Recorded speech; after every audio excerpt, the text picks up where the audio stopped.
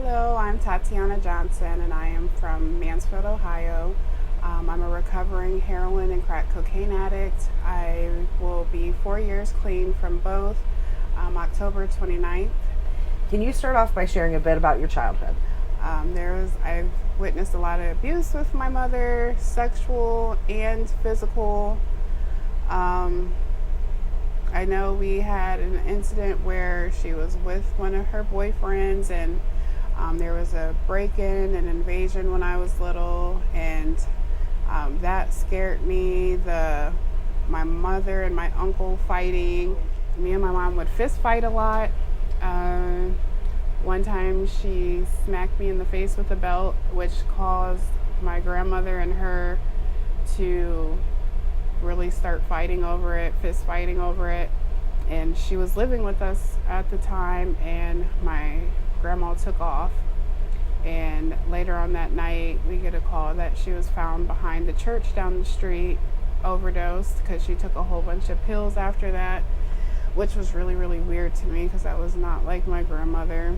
But we were always in a bar somewhere, fighting, getting into messes. The girl that my boyfriend at that time cheated on me with, we ended up breaking into her house and destroying all her stuff. Fought in the street, and the videos just all over the place. And it's just like there's plenty of times that when I fight, because of the mental health issues I have, I black out and I don't really remember what happens after I black out. And I was in the psych ward plenty of times. I was in Maslin a few times. And it just got to a point where it's like I have to do something, or one day I'm going to wake up from a blackout on my way to doing life in prison or something like that. So the drinking, I was drinking a lot. I got pregnant again at 17 or 18. And I still drank during my pregnancy. He started to hit me, and he was a pretty big guy. One time he knocked me down the stairs, just all types of things. And it wasn't until I was getting ready to deliver my child that I decided to leave. His family denied that I was pregnant by him anyways, and I just made up my mind that, well, you guys can think what you want. I'm leaving once I have her in UC. I don't want to have anything to do with you guys. And my issue was that I couldn't be alone. Instead of me leaving a toxic situation, I thought that I had to go to another situation so I can forget about this situation. And that's exactly what I did. I left his house, went to an ex I had when I was younger, who is very much damaged and toxic, but I just didn't look at those signs then. And he sold drugs. He was a dangerous person, honestly. And this is where my addiction really started to take off with him. And he forced me to try coke for the first time. I was afraid because I'm like, what if I get addicted? What if I get sick? I don't know how I'm going to feel. But I tried it. I loved it. Got addicted to it. Was doing it constantly while I was pregnant. So he continued to do coke.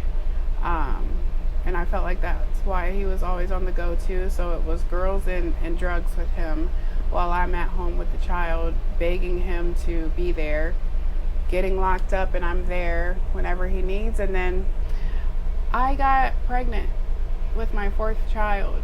At this point, I had did a 7-year stretch of active addiction, prostitution.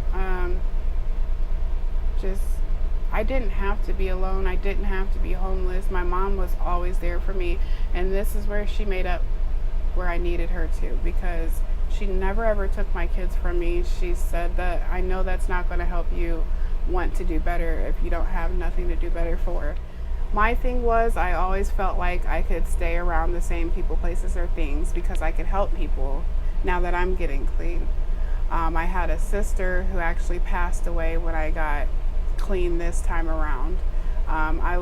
We were like this in addiction. We fed off of each other, and I would always run back to her. But that's exactly what I did between her and my dope boy that took great care of me and made sure I was okay out there. I thought I could be around him, and just on one of my overnight passes, I can be around him, and I couldn't. I relapsed.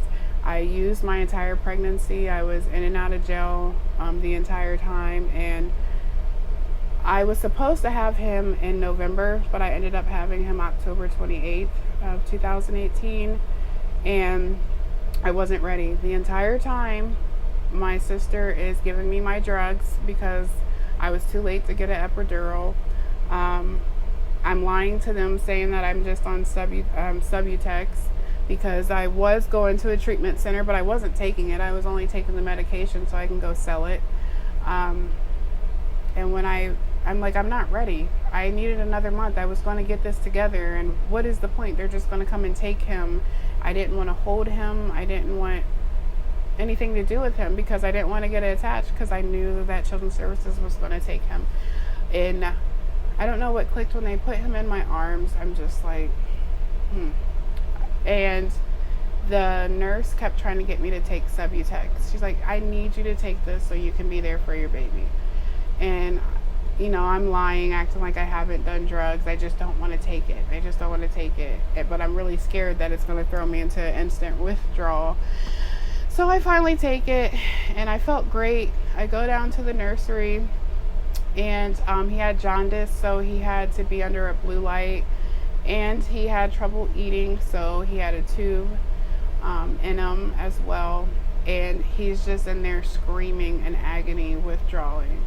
And I remember it like yesterday. It still makes me super emotional.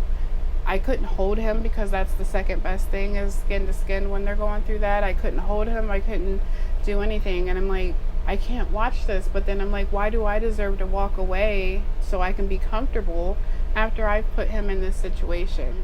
I chose October 29th of 18 to be my clean date because that was the first full day that I went without touching a substance. So every year we get to grow together.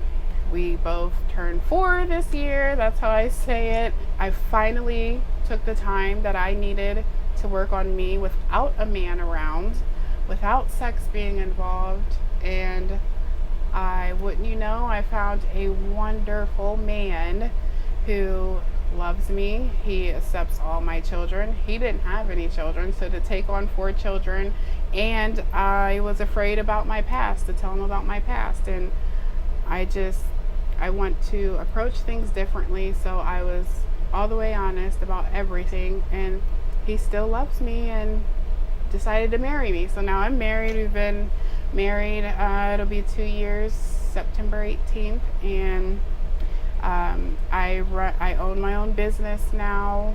When I got into recovery, I did the 12 steps in the beginning.